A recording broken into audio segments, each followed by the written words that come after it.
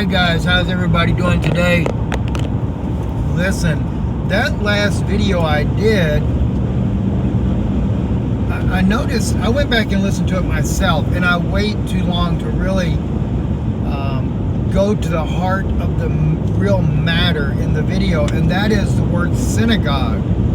Not just synagogue, but also the word Knesset, or in this case here, we're talking about the children of Seth and what's written in the Dead Sea Scrolls. So if you're watching this live, be sure to go back, really go through that entire video, the one I did today on Gog of Magog, the extraterrestrial. I put extraterrestrial. I'm not necessarily talking about aliens. I'm just talking about something out of this world, because when you read in the book of Isaiah, we find out Isaiah also talks about it as a battle that is not a battle from the swords of man. It is a supernatural type of battle when we're dealing with this. And in the Dead Sea Scrolls, when they're talking about the Gog of Magog battle, they quote that scripture. The other thing is, the most important part of the video here is the word synagogue.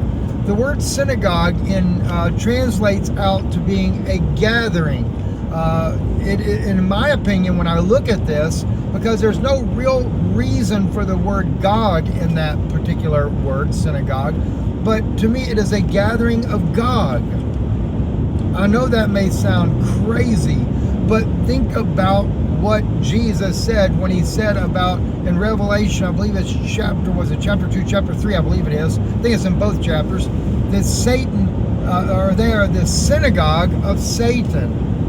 Now, he's not talking about Jewish people per se. He was talking about the Pharisaic dynasty is what he was talking about, that they were the synagogue of Satan. Now, when you're reading in the Dead Sea Scrolls, they quote that the temples of Moab would be destroyed, and that would be destroyed by the scepter or the star that rises out of Jacob, quoting the scripture about the coming Messiah, which was fulfilled by Jesus Christ, that he would destroy the temples of Moab.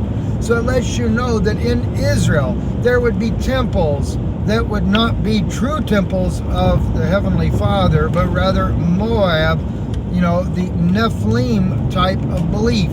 So when you look at synagogue, the word synagogue, and then you take it as the Greek word as the gathering of Gog, it really begins to make you think. Now, also in that Dead Sea Scroll that I'm quoting from there, it says that when they would destroy talking about Christ, that he would destroy the temples of Moab and the sons of Seth. And that one really got me. Why would he say destroy the sons of Seth? After all, Seth was the seed that replaced that of Cain. He was the other seed, Abel. He replaced Abel. He was put in Abel's stead instead. All right? Now, then why Seth? But then I also found in studying the definition of synagogue that the word Knesset, which is the judicial body of the Israeli government, that actually is the gathering of Seth. Oddly enough, right? Bringing together Seth.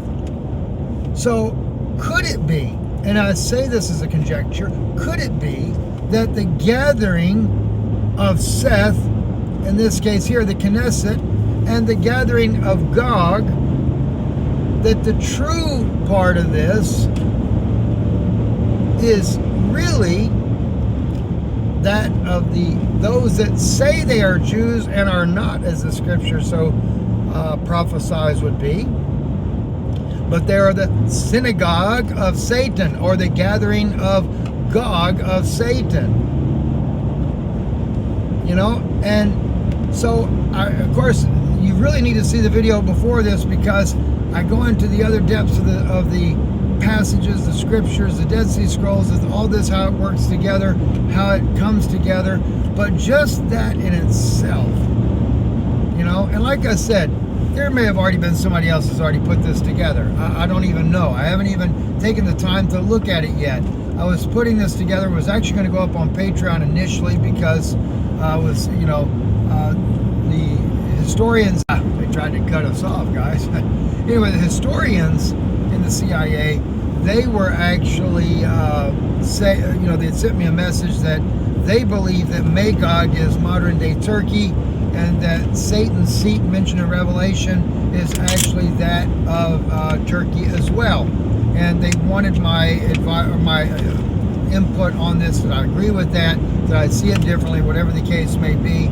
But in reality, as I look at this, I'm really beginning to examine this completely different, mainly because of some of the inputs from the Dead Sea Scrolls on this. I find very fascinating the Qumran community's opinion back in those days there, and they do put scriptures together very well when it comes to the Gog of Magog battle.